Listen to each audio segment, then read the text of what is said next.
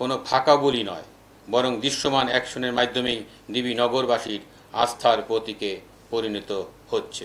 যে কোনো অপরাধের ক্ষেত্রে ডিবি ইন্টারসেপ্টর বা প্রতিবন্ধক হিসাবে কাজ করবে।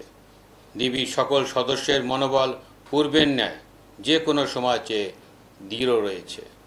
নগরবাসীর ভরসার কেন্দ্রবিন্দুতে পৌঁছতে ও অপরাধীদের জন্য মূর্তিমান আতঙ্ক হিসাবে পরিগণিত হতে ডিবির আন্তরিক প্রচেষ্টা অব্যাহত রয়েছে।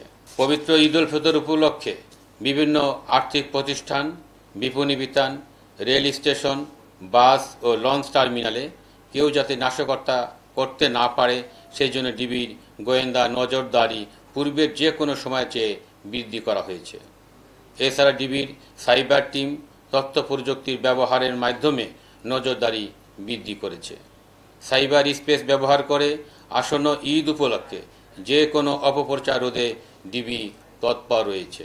পুলিশকে সহায়তা করার জন্য ইতিমধ্যে অক্সিলারি ফোর্স নিয়োগ করা হয়েছে এবং আইন শৃঙ্খলা রক্ষায় তারা কার্যকর ভূমিকা পালন করে আসছে।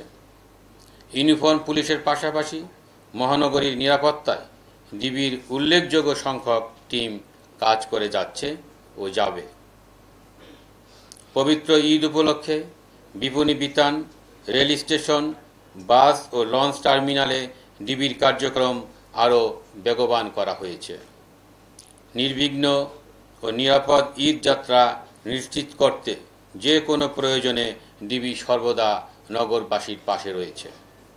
নগরবাসীকে সাথে নিয়ে যে কোনো অপতৎপরতা রুখে দিতে ডিবি সদা প্রস্তুত।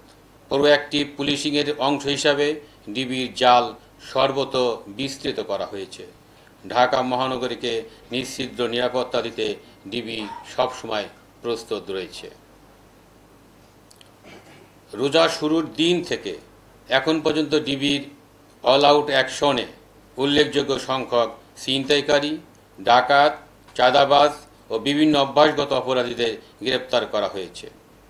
তাছাড়া ডিবির মাদক বিরোধী অভিযানে বিপুল পরিমাণ অবৈধ মাদক সহ উল্লেখযোগ্য সংখ্যক পেশাদার মাদক কারবারিকে গ্রেপ্তার করা হয়েছে।